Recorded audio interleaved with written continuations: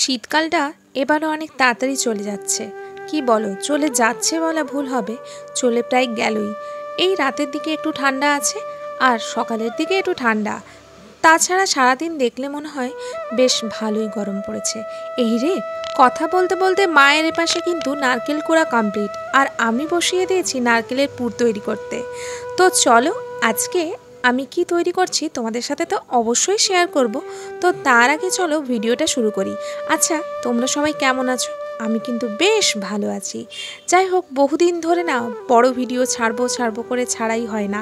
আর এপাশে দেখো, মা কিন্তু চালগুড়ি নিয়ে মাখতে বসে গেছে। সত্যি কথা বলতে দেখো, এই সমস্ত পিঠে পুলি একার দ্বারা সম্ভব হয় না। দুজন মিলে হাতে হাতে না করলে না কিছুই সম্ভব হয় না।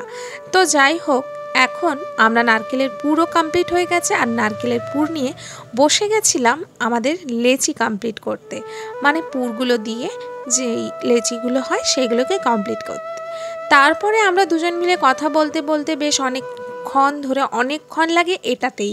আসল কাজ তো এখানেই। কথাই আছে না যে রান্না করতে বেশি সময় লাগে না, রান্নার জোগাড় করতেই কিন্তু বেশি সময় লাগে। সেরকমই পিঠে করতে কিন্তু বেশি সময় একদমই লাগে না, কিন্তু এই সমস্ত জোগাড়পাতি করতে বেশ সময় লাগে। আর এইদিকে আমাদের রাজরানীকে তো দেখতেই পাচ্ছেন, উনি বসে আছেন ম্যাডাম চেয়ারে, আর আমরা বসে আছি নিচে। নেহাতি আমাদেরকে বাড়িতে থাকতে দিয়েছে, এই আর কি।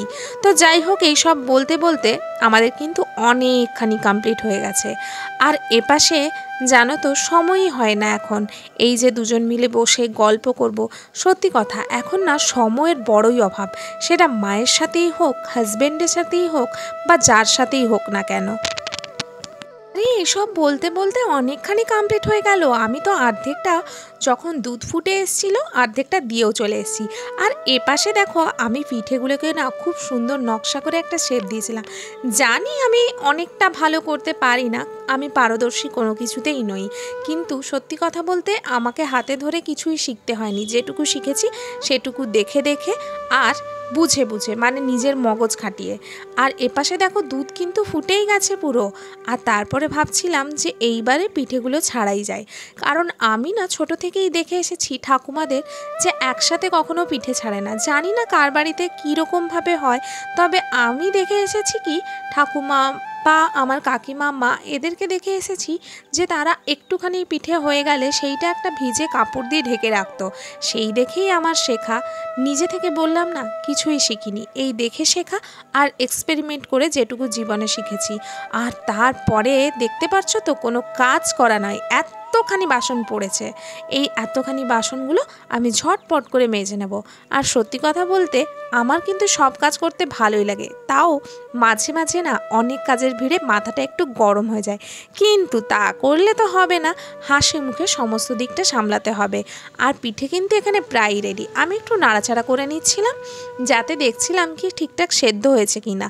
আর জানো তো, আমার না দুধ পিঠের থেকে না একটুখানি গুড়ের পিঠে, সামান্য একটু গুড়ের ফ্লেভার দিলে আমার পিঠে খেতে খুব ভালো লাগে। সত্যি কথা বলতে না, আমি পিঠে একদমই খাই না। আমি যেটা খাই তোমরা কিন্তু শুনলে হাসবে, আমি খাই পিঠের রসটা, মানে যেটাকে আমরা বলি না যে ওই রসমালাইয়ের মতো, ঠিক সেরকম যে ফ্লেভারটা আসে সেইটা। আর এরপরে আমি দেখো একটুখানি গুড় মিশিয়ে নিয়েছি ফ্লেভারটা আসার জন্য। এটাতে কিন্তু দারুণ হয়। আমি জানি না তোমরা করেছো কি না, এটা যদিও আমি নিজের এক্সপেরিমেন্ট থেকে বলছি, আমি কখনো কোথাও ইউটিউবে দেখিনি বা আমি কারোরই দেখিনি, আমি নিজে থেকেই এটা এক্সপেরিমেন্ট করেছি। ভিডিওটা ভালো লাগলে লাইক কমেন্ট শেয়ার। আজকের মতো এখানেই শেষ করলাম।